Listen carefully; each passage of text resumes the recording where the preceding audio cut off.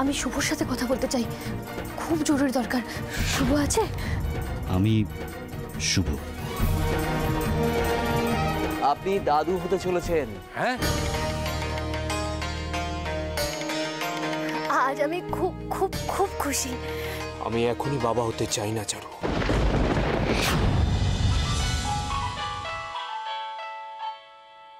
কে phone করলো? কখন? পূজা phone করেছে ও বাড়ি থেকে।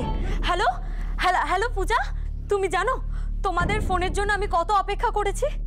শুধু মনে হতো এই বুঝি তোমরা ফোন করলে। শোনো দুর্গা, একটা কথা আছে না, সবুরে মেয়া ফলে, সেটাই হয়েছে। মানে? তোমাদের জন্য একটা দারুণ খবর আছে। খবর? কি খবর? দুর্গা, তুমি মাসি হতে চলেছো। কি? পূজা তুমি কি বললে? কি বলছো রে? কি বলছো রে, বল না। পূজা পূজা তুমি যে এই কথাটা বললে আরেকবার বলো। বৌমনি মা হতে চলেছে, নতুন একজন আসছে আমাদের ফ্যামিলিতে।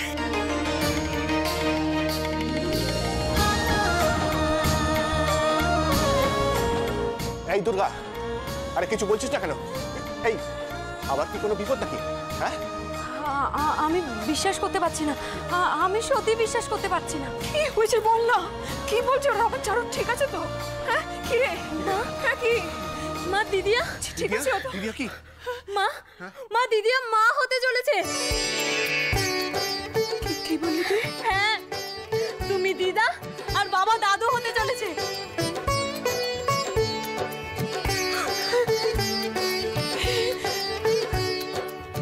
আমি মাসি হতে চলেছি। মা আমি মাসি।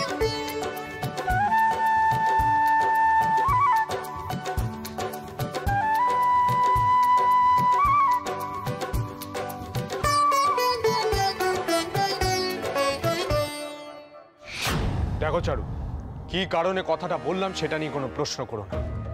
কথায় কথা বাড়ে, সেটা নিয়ে তোমার আমার মধ্যে একটা। তুমি কি বলছো তুমি জানো মিহির?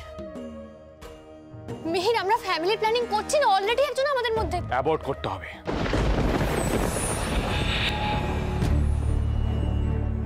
আই নো কথাটা শুনতে খারাপ লাগছে, কিন্তু চারু প্লিজ আমাকে ভুল বুঝো না। কিছু কিছু ডিসিশন রেশনালি নিতে হয়, সেটা যতই খারাপ লাগুক। আমি প্রিপেয়ার্ড নই যে আসছে তার জন্য। যে আসছে সে কে তুমি জানো মিহির? সে তোমার আমার ভালোবাসার সাক্ষী। চারু প্লিজ একটু প্র্যাকটিক্যাল হও। প্র্যাকটিক্যাল হওয়া মানে কি কাউকে খুন করে দেওয়া? নাকি নিজের ভালোবাসার নামে যা করেছো তুমি তার কোনো প্রমাণ রাখতে চাও না? ভালোবাসা মাই ফুট।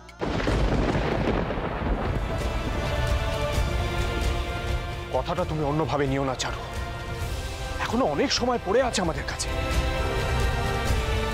লিসেন চারু, সবে আমাদের বিয়ে হয়েছে, আমরা এখনো লাইফটাকে সেভাবে এনজয় করতে পারি। এরই মধ্যে সব দায়িত্ব কর্তব্য এসবের মধ্যে আমি ঢুকতেই চাইছি না। আমি বিশ্বাস করতে পারছি না মিহির, এই কথাগুলো তুমি বলছো? তুমি বলতে পারো এরকম কিছু? হ্যাঁ পারি, পারি, কারণ আমি এখনো তোমাকে অনেক অনেক ভালোবাসতে চাই। তোমাকে কাছে পাওয়ার নেশা আমাকে মাতাল করে চারু। এখনই এসব আমি। তুমিও তোমার বাবার মতোই মিহির, তবে আরো ভয়ঙ্কর, নিষ্ঠুর। তবে তুমি এটা ভাবলে কি করে যে আমি এরকম কিছু? চারু ইমোশনালি কোনো ডিসিশন নিও না, একটু সময় নিয়ে ভাবো, তারপর চলো। দেখো, একটা ম্যাচিওর স্টেজ হলেও না হয় হতো। এক মাসে কি হয় বলো তো? ডক্টর না বললে তো তুমি বুঝতেও পারতে না। সুতরাং যার সাথে ইমোশনালি অ্যাটাচমেন্ট তৈরি হয়নি সে থাকলো না গেল, তাতে কি যায় আসে? এই কথাগুলো তুমি বলছো মিহির? আমার মিহির এই কথাগুলো বলছে? হ্যাঁ আমি বলছি চারু, তুমি একবার ভেবে দেখো। না, পারছি না, আমি ভাবতে পারছি না তুমি এতটা স্বার্থপর যে শুধুমাত্র নিজের জীবনটাকে ভোগ করবে বলে। ছি! এই জন্যই আমি এই ব্যাপারে কোনো কথাই বলতে চাইছিলাম না। সত্যিটা তুমি মানতে পারছো না, কিন্তু এটাই ফ্যাক্ট। আমি এখনো নিজের জীবনটাকে ভোগ করবে বলে তুমি আরেকজনের জীবন নেবে, আর সেই একজন অন্য কেউ নয়, তোমার নিজের। ঘেন্না করছে আমার, ঘেন্না করছে আমার। আজ আমার মনে হচ্ছে আমি বুঝে গেছি। এতদিন একটা দোটানা ছিল, কিন্তু এবার আমি স্পষ্ট বুঝে গেছি। এখন আমার প্রতি ভালো লাগা আছে, তাই আমি ভালোবাসা দেখাচ্ছ। এরপর যখন আমার প্রয়োজন ফুরিয়ে যাবে, তখন আমাকে সরিয়ে দিতেও তুমি দুবার ভাববে না। হ্যাঁ ভাবো, তোমার যা মনে আসে তাই ভাবো। তো একটা কথা জেনে রাখো, আমি এখন বাবা হতে চাই না। কেন? গুঞ্জন হাত থেকে বেরিয়ে যাবে বলে? আমি যা বলার তোমাকে বলে দিয়েছি। তাহলে আমার একটা কথাও তুমি কান খুলে শুনে রাখো মিহির। তুমি বাবা হতে চাও না ঠিক আছে, কিন্তু আমি মা হতে চাই।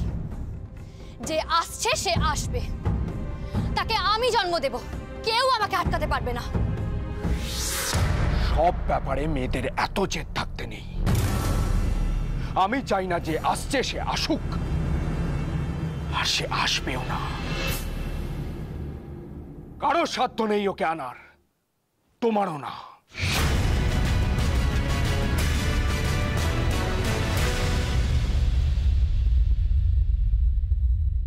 এটা ওর আসল চেহারা? এ কাকে ভালোবেসেছি আমি?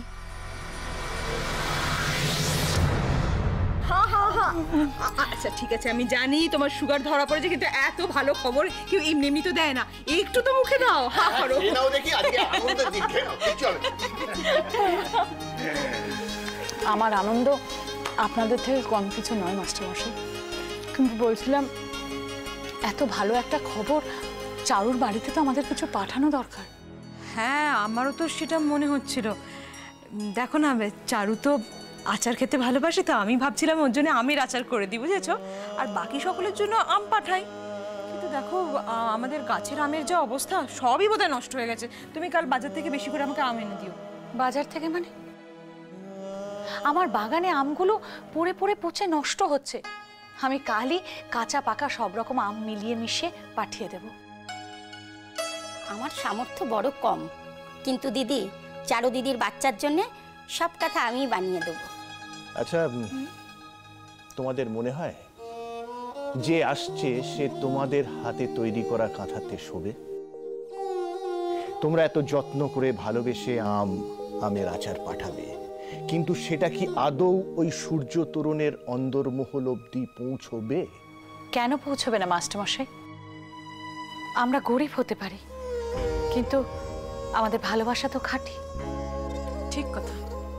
আর ওরা সবাই ভালোবেসে যখন পাঠাচ্ছে, চারু নিশ্চয়ই নেবে। চারু হয়তো জানতেই পারলো না যে তোমরা ভালোবেসে ওর জন্য এত কিছু পাঠিয়েছো। না হলে বলো না, এতগুলো দিন হয়ে গেল, একবার কি ওর সাথে আমাদের কথা হতো না? তুমি না আজকাল খুব মন খারাপ করা কথা বলো। হয়তো তাই, কিন্তু তোমাকে আমি আবার বলছি প্রতিমা, এই অনন্তপুরের আম, আচার, কাঁথা কোনোটাই কিন্তু ওই সূর্য তরুণের চহুদ্দি বেরোবে না। কারণ যে আসছে সে চারুর সন্তান নয়, তার পরিচয় হবে সেই অভিরূপ মুখার্জির বংশধর। এটা তোমার ভয়ের কথা। সত্যিটা কি জানো? ভয় পেতে পেতে এখন কিন্তু আমি আর ওই অভিরূপ মুখার্জির চোখ রাঙানিকে ভয় পাই না। আমরা যা পাঠাবো ফেলে দেবে, তাই তো? বেশ, এই সব কিছু নিয়ে আমি যাব চারুর কাছে। দেখি একজন মাকে কে কে আটকায়।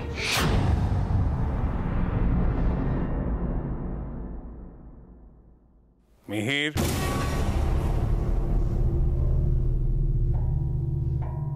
কোথায় যাচ্ছ? ঠিক আছে, যেখানে যাচ্ছ যাও, কিন্তু এতটা আপসেট থেকো না। আমি বুঝতে পারছি তোমার মনের মধ্যে কি চলছে, কিন্তু আমিও তার ভাবছি না।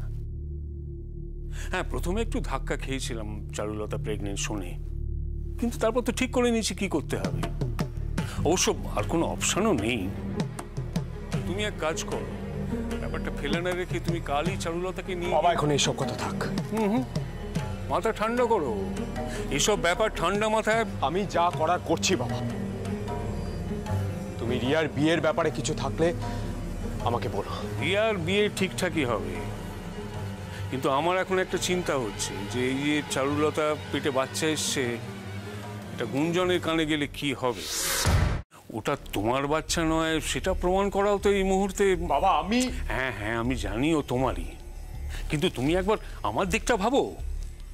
যে মেয়েকে আমি মেনেই নিইনি তার বাচ্চাকে মেনে নেব, এটা কি ভাবা যায় নাকি?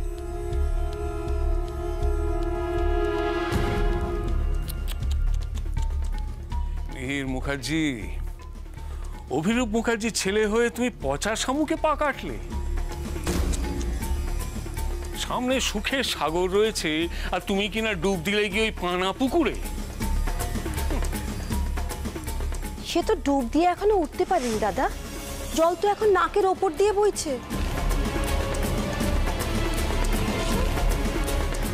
আমাদের মিহিরের একটা নতুন অভিজ্ঞতা, কদিন বাদে একটা ছোট বাচ্চা সারাক্ষণ বাবা বাবা করে পেছন পেছন ঘুরবে, বেশ লাগবে তাই না? স্টপ ইট কাকিমণি। দেখেছেন দাদা, আপনার ছেলে আমার উপর কিরকম রাগ দেখাচ্ছে। তুমি এই কথাগুলো বলে ব্যাপারটাকে আরো। ব্যাপারটা তো এরকমই হতে চলেছে মিহির।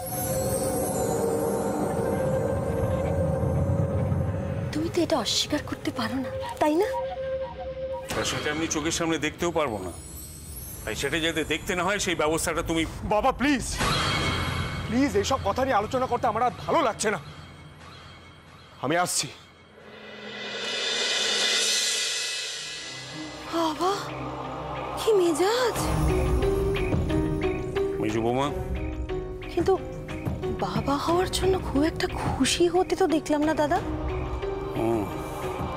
তুমি একটা কাজ করো তো, কড়া করে এক কাপ চা নিয়ে এসো। এক্ষুনি আনছি দাদা।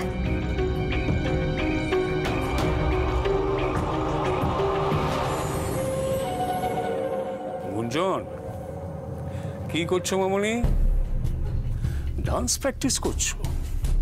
বেশ বেশ, কিন্তু একা একা ডান্স করলে কি আর আনন্দ পাওয়া যায়? পার্টনার না থাকলে কি আর ডান্স জমে বলো? শোনো, মিহির এইমাত্র বেরোলো, দেখে মনে হলো একটু আপসেট। তুমি যদি ওকে একটু সঙ্গ দাও তাহলে বোধহয় ভালো লাগবে। এক কাজ করো, ওকে নিয়ে কোথাও একটু ঘুরে এসো। আজ লিখছি, তবু হালকা হতে পারছি না রে ছুটকি। বিশ্বাস অবিশ্বাস সব তালগোল পাকিয়ে গেছে কেমন। যে ডায়েরি আমার সব যন্ত্রণা নিজে নিয়ে নীলকণ্ঠ হতো, আমি তার সাথেও ভাগ করে নিতে পারছি না কিছু আজ। জানিস আমি মা হতে চলেছি শুনে মিহির কি বলেছে? মিহির, আমরা ফ্যামিলি প্ল্যানিং করছি না, অলরেডি একজন আমাদের মধ্যে। অ্যাবর্ট করতে হবে। আমি চাই না যে আসছে সে আসুক, আর সে আসবেও না। আরো একটা ভয় হচ্ছে এখন, এই জীবনে আর কোনোদিন তোর সাথে দেখা হবে কিনা আমার। দিদিয়া,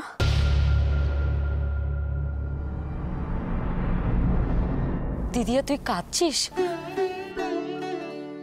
তোর চোখে এত ভয়, এত যন্ত্রণা।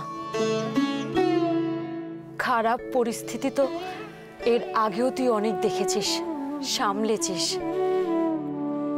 এবার এত কেন ভয় পাচ্ছিস তুই? কেন ভেঙে পড়ছিস?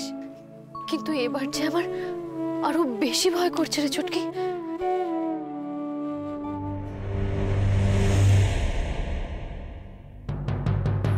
তুমি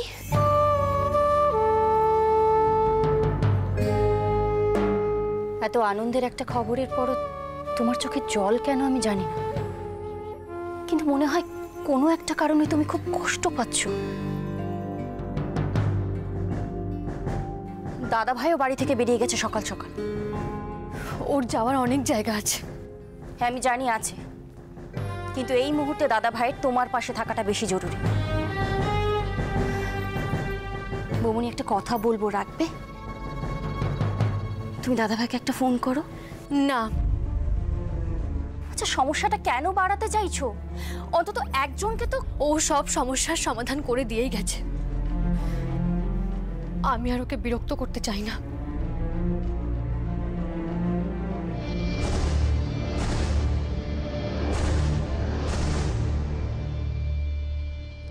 কি হলো? তুমি তো কোনো কথাই বলছো না। আমাকে এখানে দেখে তুমি খুশি হয়েছো তো? সারপ্রাইজড হয়েছি, কিন্তু হঠাৎ করে তুমি এখানে? যদি বলি ওয়েট করছিলাম তোমার জন্য। বাবা তোমাকে কিছু বলেছে তাই না? আঙ্কেল কল করেছিলেন, বললেন তুমি নাকি আপসেট আছো। দেখো আমি কারণটা জানতে চাইনি, তবে চাই তোমার সাথে ভালো মোমেন্টগুলো না কাটালেও অন্তত খারাপ সময় তোমার পাশে থাকতে। তোমরা মেয়েরা বড্ড কমপ্লিকেটেড হও গুঞ্জন, সব কিছু তোমরা ইমোশনালি ডিল করো। আমাকে সবার সাথে মিলিও না, আমি অনেকটা বেশি প্র্যাকটিক্যাল, আর তাই জন্য আমি এখনো তোমার পাশে আছি। নাহলে আমার সাথে যা যা হয়েছে তারপর এনিওয়েজ লিভ ইট।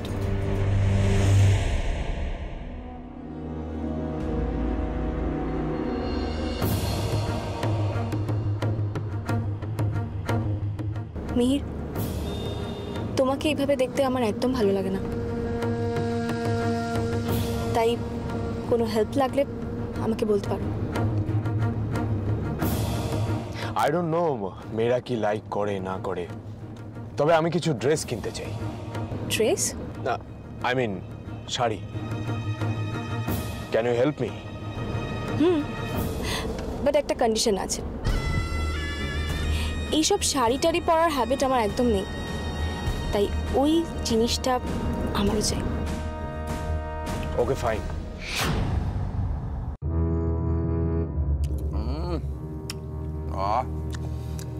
বাড়িতে যে আজকে একটা খুশির খবর হয়েছে সেটা কিন্তু আজকে রান্নার স্বাদে গন্ধ দেখেই বোঝা যাচ্ছে। কিন্তু যার আজকে সব থেকে বেশি খুশি হওয়ার কথা সেই আজ বাড়িতে নেই। কে? মীর? তা সে গেছে কোথায়?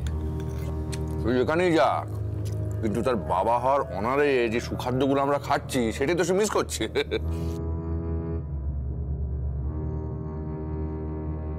তুমি জানো না বৌমা, মিহির কিছু বলে যায়নি?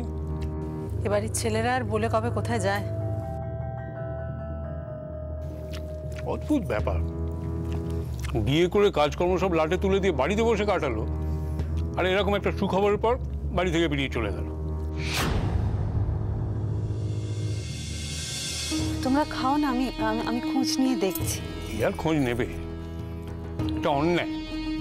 সত্যি দাদা, আপনার বৌমার মুখটা দেখুন কিরকম ভার হয়ে আছে। সব দোষ তো মিহিরের।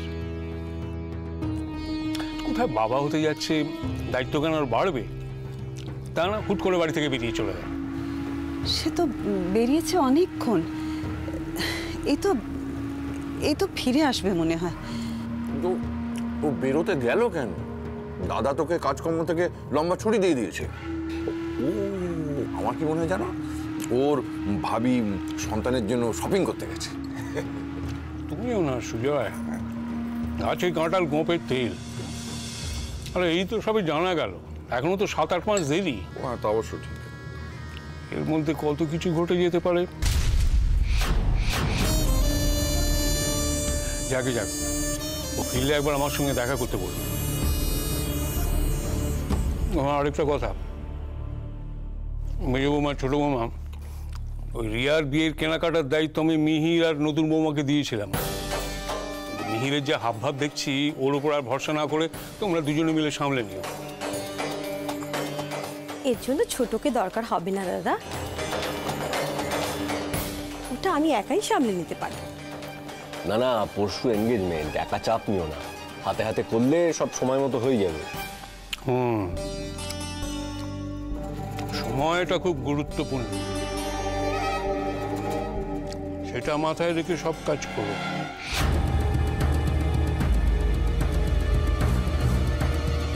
আজ হঠাৎ আবার অভিরূপ মুখার্জি অন্য সুরে গাইছে কেন? যখন যখন এরকম ভোল পাল্টেছে তখনই কিছু না কিছু ফাঁদ পেতেছেন উনি। এবার কি ছুটকি? আরে কাকি, আরে দুর্গা, তুই বাড়ি ফিরছিলিস বুঝি? হ্যাঁ গো, আজ অনেকটা দেরি হয়ে গেছে। ও বাবা, তাহলে তো বাবা মা নিশ্চয়ই চিন্তা করছেন, জানেন কি তোর দেরি হবে? না, আসলে আমি একটা নতুন টিউশনি করছি, পরিষ্কার করে বাড়িতে কিছুই বলিনি। খরচ অনেক বেড়েছে, তাই নিজে যতটা পারি চেষ্টা করছি চালানোর। বুঝলাম, চল বাকি কথাগুলো যেতে যেতে চলো। পরপর এমন সব ঘটনা ঘটে গেছে, এখন বাবা মা অল্পতেই খুব টেনশন করে।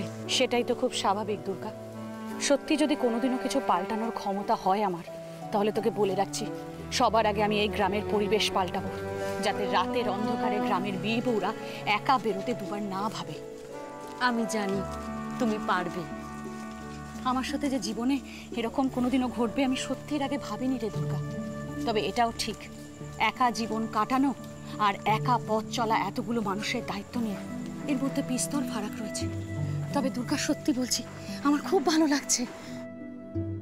আমাদেরও খুব ভালো লাগছে কাকি। তোকে একটা কথা বললে তুই বুঝবি, আমি জানি।